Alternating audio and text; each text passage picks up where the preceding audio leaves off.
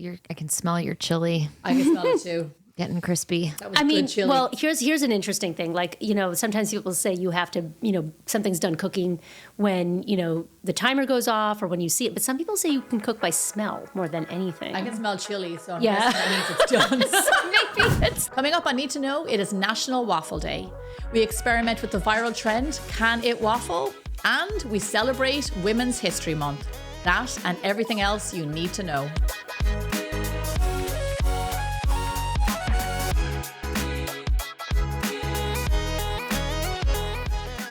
Hi, Paul Bakers. Welcome to another episode of Need to Know. I'm Gemma Stafford, professional chef, cookbook author, and the creator of Bigger Bolder Baking. And as always, I have my two lovely ladies with me, my sidekicks, Ami Shukla, who is a culinary director here at Bigger Bolder Baking, and Tiana Cohn, who is a professional host and an amateur baker. Hello. What's a good word, ladies? Oh, I am so excited to talk today because we have a fun experiment we are going to do for today's episode. So I'm going to jump right into hot from the oven because for those that don't know, tomorrow is National Waffle Day. So we're talking all things waffles right now. There is a TikToker whose name is Joseph Hall, and he is a teacher, and he does this whole series on TikTok called Can It Waffle. So he has those little mini dash waffle makers that we see. And he sits at his desk and he does all these different crazy things in his mini waffle maker, Can It Waffle. He's done cinnamon rolls. He's done pizza. He's done a grilled cheese. This guy is so funny. And my favorite is like you hear the students talking in the background, like, try this, try this. Have you tried this? Yeah, do this. Well, and it's just like, to me, imagine being like a student trying to focus, taking a test, and you just hear like, I feel like he does this during some downtime. But yeah, maybe. I don't know. I think they're all taking their test, and he's like being chef boy there at his desk. But made me want to talk about some fun waffles. Just like, have you ever what's the craziest waffle you've ever had? There's my Waffles. Yeah. Waffles is sneezing, my dog, because we have something underneath the table for later, and we'll pull that out in a few minutes. So a lot of I used to have a catering business in San Francisco for tech companies where I used to specialize in over the top breakfasts. Yeah. One of my favorite waffles that I used to make was a cornmeal waffle with bacon and cheddar cheese and green onion. And it was so savory. And I had a really great waffle machine. So it got crispy on the outside and light and fluffy in the middle, and it was nice and thick. And then I used to serve scrambled eggs on top. That was one of my favorite waffles. Mm-hmm. And a little bit off the wall, savory. Yeah. I love a savory waffle. Chicken and waffle. This isn't something I ever made, but I have a friend who's gluten-free and has been since I've known her for years. And when I first met her, I think there wasn't as many gluten-free bread options available. And so she would bake her own bread all the time with gluten-free flour, but sometimes she would just for a quick fix, if she wanted a sandwich, she would make gluten-free waffles and just savory waffles or just no sugar in them. And then she would use that as sandwich bread. So that's interesting. Yeah. That's a bit crazy. I mean, cool, but quick. You're I can just mix up some batter and, put peanut butter and jelly on it or turkey or, whatever you want in your sandwich. I did, when I was catering, I did do a waffle that was definitely more dessert than it was waffle. I didn't realize it at the time, but the dough was actually cookie dough. And for those of you who follow Bigger Bolder Baking, you will have seen this dough before, and I'll get to that in a minute. But I made this, so it was a s'more waffle. And I found the recipe online and I kind of mushed it up a little bit, but it had this kind of s'more, graham cracker dough. But it turns out it was actually kind of cookie dough. Mm-hmm. So it was the graham cracker dough, it was marshmallows and chocolate, and then you put more dough on top and you sandwich it and whatever. And it was 8:30 in the morning. It was absolutely it was a s'more. Yeah. But it was not breakfast. But what I did get from that was a fantastic homemade graham cracker recipe. And that's what I use today on Bigger Bolder Baking for my homemade graham crackers. A version of that I use, it's the same, but I make it thicker. I don't roll it out thin, is my s'more bars that we did last summer. Oh, yeah. Oh, those were good. So it's a really fantastic, but I definitely the lines were very blurred there. as to, it's a little bit more like, will it waffle? And it did waffle, but it wasn't really a waffle. Well, speaking of Will It Waffle, we are about to do an experiment. So we have Ami brought her waffle maker here, and we all secretly have something, and we're going to see, can it waffle? So I think we're going to make them all at the same time. Is that think so. correct? I mean, there's 4 panels. They may all waffle at different rates. So That's is, okay. I mean, but can you do it? I guess it's a part of the experiment. So should we present our thing? I think we should. Let's do it. But Mine is kind of, oh my gosh. Oh, it's funny. Mine is, I don't know if mine's going to work. Okay, will I say what mine is? Sure, go ahead. It's chili. Chili. That was weird stuff. Yeah. So I guess it doesn't get much, but do I have to clean it out if it doesn't work? You know what? The nice thing about this waffle maker is the panels are removable. Oh, great. Oh, great. It's the whole reason why I bought this particular waffle maker. So we can just throw it in the dishwasher. Well, I'll do mine. So mine is like you're on the go, Yeah. or you're camping, or you're teaching, and you really want some waffle fries. So I have instant mashed potatoes. And we're going to add water and salt and then pour it in the waffle That's maker. a great Waffle idea. fries. And you know, this is a thing. So in Ireland growing up, okay, one of the frozen foods my mum used to get was a potato waffle. And it was mashed potato in a waffle machine. Yeah. And it was we would have it with like beans, fried egg, sausages. People still eat them in Ireland today, but this is going to be similar. Probably also made with reconstituted potatoes. Yeah. Lovely. What did you bring on me? Okay, mine was not very creative. You don't mean gross? Because I don't think mine is very... Okay, this is an oatmeal date cookie that I've been developing, and it's sort of still in its beta phase, but it's pretty good. But I was just wondering if maybe you could waffle it. Well, I'm sure you can. Yeah, so we'll see. Yours is probably going to look the best because it's like in a nice, It's a big firm ball.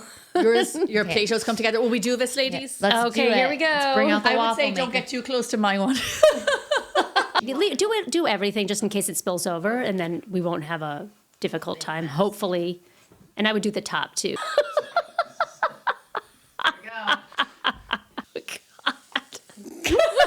Waffle. This is If this was my waffle machine, I might feel differently.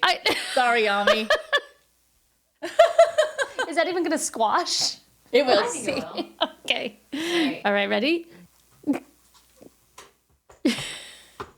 I can smell your chili I can smell it too. getting crispy. That was good chili. well, here's an interesting thing. Like, sometimes people say you have to, something's done cooking when, the timer goes off or when you see it. But some people say you can cook by smell more than anything. I can smell chili, so I'm Yeah. guessing that means it's done. So maybe it's... Do. I did that right into the microphone, sorry. Well, it looks hot and sizzly. Okay, so I'll just speak for my own. It didn't waffle. But wait, It didn't. why did you think chili would waffle? No, I didn't. Full disclosure, I did not think that this would work. I just thought it was going to be very funny and a stark contrast to your guys. But I have to say though, I wish I thought of the potato one because I think that was a good idea. But would you like to poke yours? Even though it didn't But look, waffle. it's like toasty on the bottom of the potatoes. I feel like it wants to waffle. Now I'm really surprised that the cookie didn't waffle.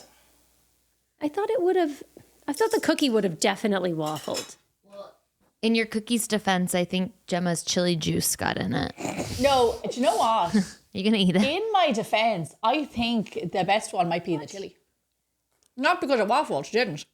It just tastes good. Well, it's a nice way to heat up your leftovers. In boarding school, we used to get, I think it was on Wednesdays, mashed potato and chili together.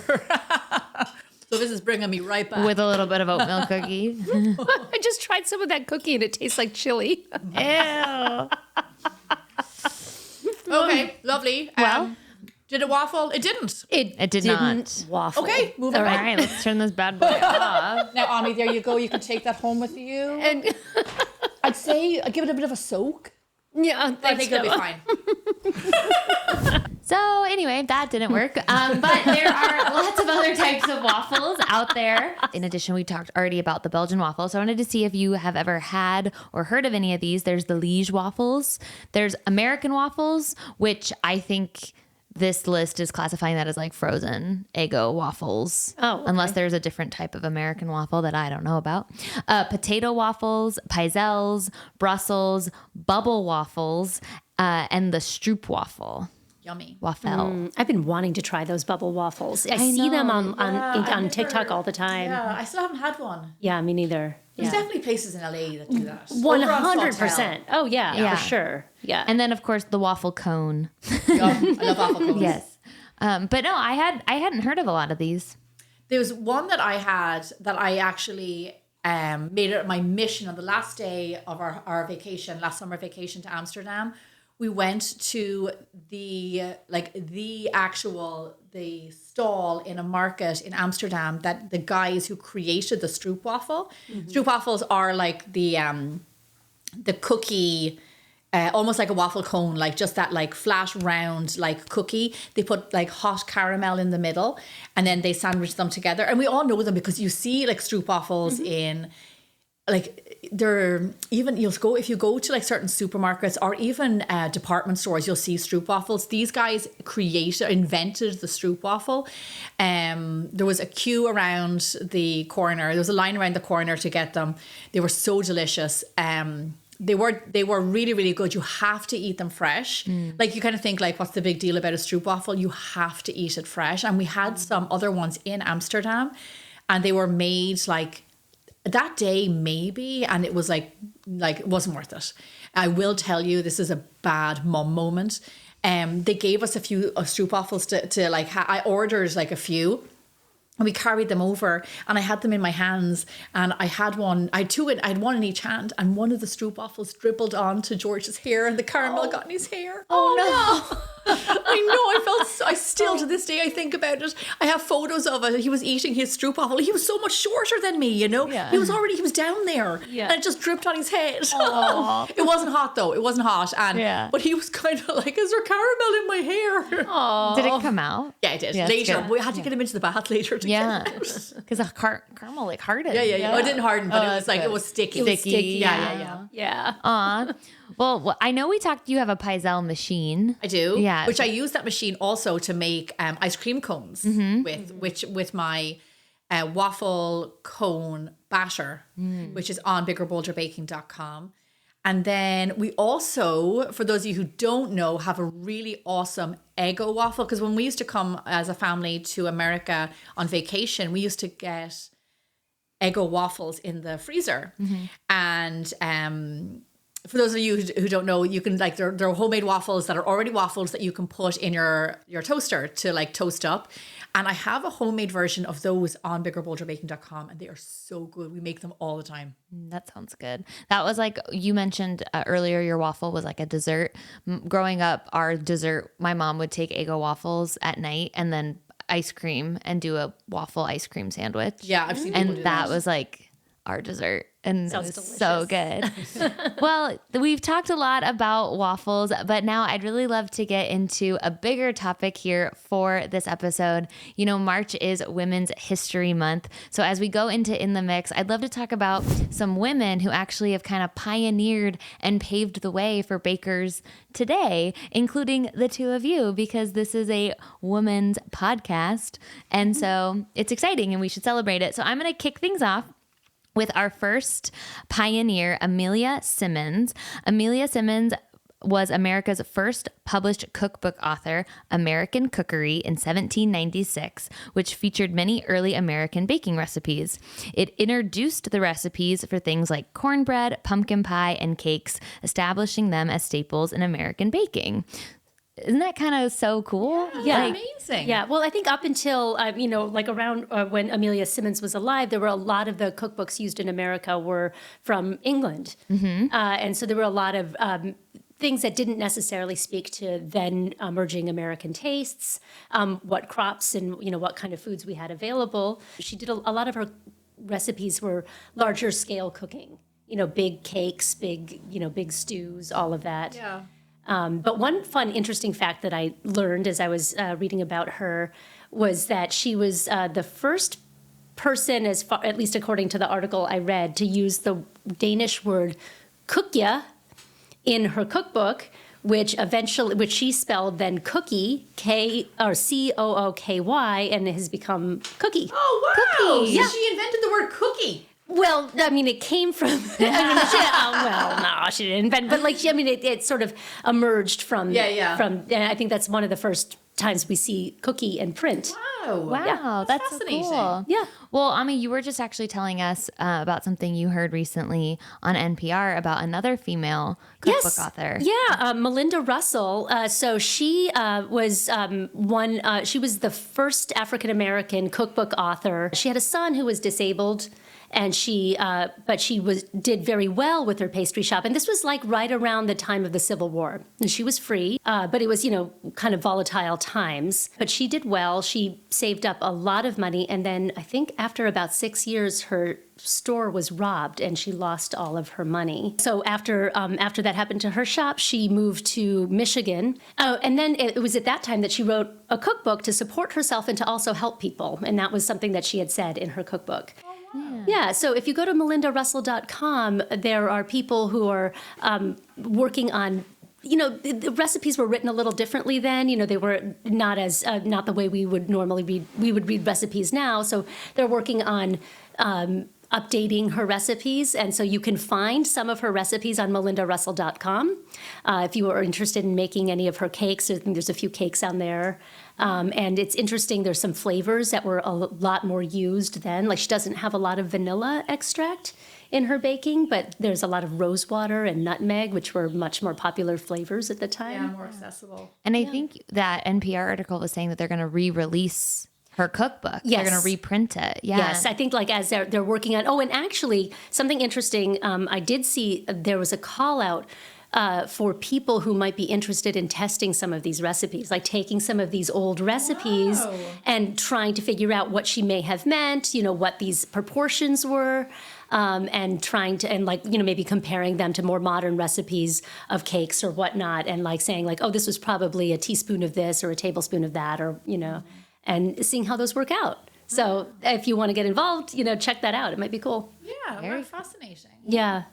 Well, the next pioneer on our list is Fanny Farmer, known for the science of baking, and really the most famous thing is that really brought in measurements into the world of baking with cups, teaspoons, measuring spoons, and things like that. Yeah. Oh, and I have a visual here in my possession.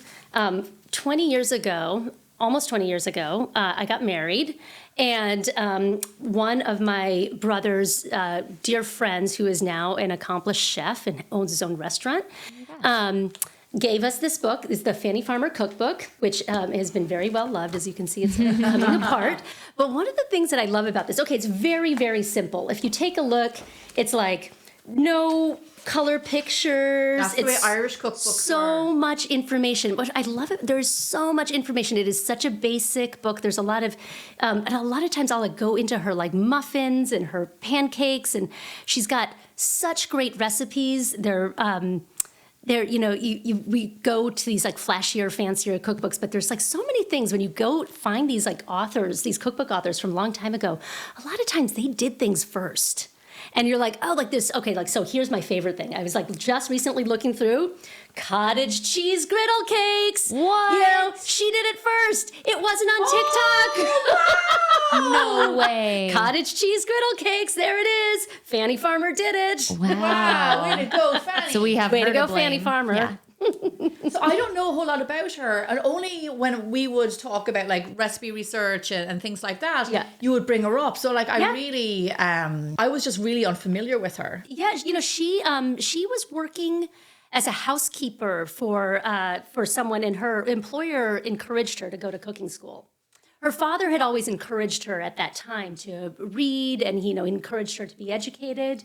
As his business was winding down, she had to look for ways to support herself, and she started working as a housekeeper. And I guess it was noticed that she had a gift for cooking, and so her employer paid for her to go to cooking school.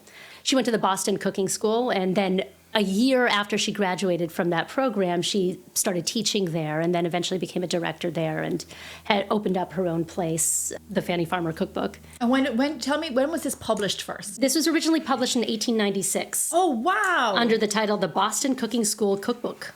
Yeah. That's amazing. Yeah. And it still stands to this day. Yeah. And the recipes are all still great. Way to go, Fanny Farmer. Doing it for the girls. So we're going to jump ahead to a little bit more modern time with this baker. This is Donna Hay, and kind of known for modernizing the world of baking. And Gemma, we were in our research, she has the same birthday as you. She has the same birthday as me. Yes. Not the same year. No. She's a little bit older. But I have to say, when we were doing the research for this, I put my hand up and I said, I have to do Donna Hay because I think I first came across a cookbook or a magazine, I'd say 25 years ago, or probably a cookbook of Donna Hay's. And a lot of people in the food world know Donna Hay, specifically for her like aesthetic. It's very clean, it's minimal. A lot of it is white. Or she picks a bluish background, or never really dark tones. It's always very bright, very light. When you go to websites now, especially websites, chefs and bakers and content creators in Europe and in Ireland and in Australia, they will have a very similar look, and it all came from Donna Hay. Donna Hay actually originally worked for Marie Claire in their publishing, so that's where she, and it's the same look, and she carried that on for her own brand, and she ventured into the world of publishing. She became chief editor for Donna Hay magazine, which was extremely popular in a world where magazines were really starting to get faded out. She was the one cooking and baking magazine that still only actually finished publication around 2 or 3 years ago. Every book, and it was, every magazine, and I'd say they ended up being around $13 each or something like that, was like a book. They were themed, they were beautiful, the paper quality was lovely. Just a real pleasure. I have so many cookbooks, so many of her magazines from over the years. You can still get them. I would say go online, even buy them secondhand. Donna Hay's cookbooks go on Amazon or wherever you buy your books. Really beautiful. She is, she's young. She's like 55 years old, Australian born. And I really made a mark. The whole Donna Hay brand stretched across TV, like I said, magazines, cookbooks, and then also kitchen products and things like that. She is you can just tell she's extremely hardworking. She has such a vision for her brand. She's consistent with her recipes. Her recipes also are, her cooking and her baking are minimal ingredients. And so you talk about a minimal style and of like a look, but also style to her cooking and baking. There's a lot of Asian influence in her cooking and baking because, being situated in Australia. And I just absolutely adore her. I think her books are such a joy. They're easy to read. The recipe is concise. She does not write very long recipes because she doesn't have a whole lot of ingredients. So the recipes are short, the ingredients are short. I really feel like Donna Hay, for this generation of home bakers, home cooks, chefs, professionals, everybody who loves food, revolutionized how a simple look and feel really can make amazing food. So I absolutely adore her. And they're beautiful. Her photos are beautiful. Yeah, check out, gorgeous. Check out The Modern Baker. Was one of her last big baking books. It was a Bible, huge, beautiful brown with cupcake liners on the front. It's gorgeous. Okay, well, speaking of Bibles. Yes. We are not going to be able to close out our little section here on women's history and these bakers without me also mentioning my personal baking hero, Rose Levy Beranbaum. Oh, yeah. I have another visual here, a very well-loved book. It is stained and dirty. From years and years of cake making, I have learned everything from her. She has the Cake Bible. She's written the Pie and Pastry Bible, which is phenomenal. She's the Bread Bible. She has countless other books. And she is so technical and so precise. She is so detailed, again, like Fanny Farmer. She does have a section of beautiful photos with beautiful cakes, but a lot of it is, there is just so much text. And I've had this book for years. I go to certain recipes many, many times. I've learned a lot. And every now and then I'm wondering about something, or I'm trying to, I have a baking challenge. I'm researching on Google and trying to figure out, and then I'll go and I'll just happen to flip through her book. And I'm like, oh, well, why didn't I do that first? Because she actually wrote about it, and she has a precise recipe that works every time. I love her so much. I've learned everything. That's amazing. Yeah, and isn't there an updated version of this? There is, and I was thinking about getting it, but I just love this book so much. It's beautiful. It is. And didn't she invent the reverse creaming method? Didn't she tell me that? Yes. So thank you. Yeah, she pioneered the reverse creaming method, which is a way of mixing cake batter, where you put all the dry ingredients together, then you whip it up with with all the butter and a little bit of the liquid from the recipe, and that aerates the dough. And actually, what happens is that the butter, the grease coats all of the flour, and it helps prevent gluten from forming.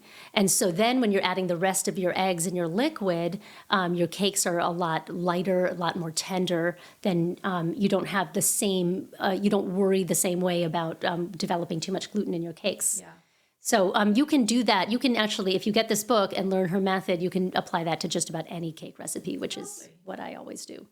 Great. Well, thank you. A lovely mix of ladies. Yes. Well done. Oh, good job, team. And thank you both for being here and sharing your insight. And thank you to all the women who have paved the way for all of us bakers. It's so great to see how far we've come and what is out there. Now on to the Bold Baking Hotline. We have some questions here that are all about waffles. So the first question is, Gemma, is there a way of keeping them crispy? When I layer them on top of each other, they become a bit soft from the condensation or steam. Yes, I can say my trick that I don't do very often, but I do know it works when I used to do catering, is put them flat on a tray and just have your oven warm and keep them in the oven until you're serving everything together. I will tell you though, the best thing to do, and if you're doing for a crowd, this is harder, but the best thing to do is make them and serve them, make them and serve them, make them and serve them. Because they're really not made to be to hang around. So that's the best thing. Otherwise, low oven, put them on a tray all flat and keep them warm and a little bit crisp, and then serve them all together. Absolutely, and that's a great idea. And I would say that now, just add on, if you've just got a few, put them on a wire rack. And put them on a wire rack. And then you can keep them. They won't stay warm; they'll cool down, but they'll stay crispy. Yeah. So if you want to keep them warm, keep them in the oven. But if you're making them and you're gonna, you're making a few and you're serving them right away, you can do that, and they'll stay crispy that way. Great. Okay, our next one is, can I substitute plain flour with whole wheat or oat flour? Yes, you can. If you do 100% sub, it's going to be a little dry. So you might want to add a little more liquid to your waffle batter, or do what I would normally do, which is do half. I wouldn't replace more than half. If you do all oat flour, it's also going to be a little too tender, and it's likely going to fall apart, as you're not going to have the same sort of gluten formation and strength that you need. For the oat flour, they'll stay very moist, but they may fall apart in your iron. For whole wheat flour, they may be a little too dry. One trick that I have found when making waffles with whole wheat flour is make sure your recipe has buttermilk, because Say that again. Make sure your recipe has buttermilk When you're making waffles with whole wheat flour. Oh, interesting. So if you're doing like half whole wheat, half white flour, pick a recipe that is a buttermilk waffle, because I have found I always do half and half whole wheat and white flour for pancakes and waffles. And if it just uses milk, it just has a drier, denser taste. And if you have a waffle like yours, your waffles have buttermilk, always moist. Funny. Yeah. I can't do half and half anymore with flour. George is like, absolutely not. He knows. He well knows. My kids know, but they know they're not going to get waffles from me any other way. So Suck it up. All right, we got one more question here, and that is, please help me with the perfect replacement for eggs in buttermilk waffle recipes. Oh, that's a good one. I'll tell you what I think would work well, flax egg. That's a good one. And one that I haven't tested, but I have been reading about and meaning to, is seltzer. Oh, that's right. Like club soda, like sparkling water. Yeah. That is like just like a quarter cup per egg. And it seems to work great for both pancakes and waffles. So that would be something for any one of us to experiment with and will it... Can it waffle? Yeah. Oh, yeah. Does that mean don't trust anything we say? To be fair, that wasn't. To be fair, those weren't waffles. No, that wasn't our idea. No. I knew mine wasn't going to work. I thought mine was going to work. I did think yours was going to work. I was sure mine was going to work. Well, thank you both so much for such a fun day getting to chat with you. Thank you all for listening. If you are going to try a waffle, Can It Waffle, please tag us on Instagram because we want to see if you have success. Please like, subscribe, rate, and review us wherever you listen to podcasts. And you can catch every episode of Knead To Know on YouTube. From HRN and the Bold Baking Network, you are watching the Knead To Know Baking Entertainment podcast.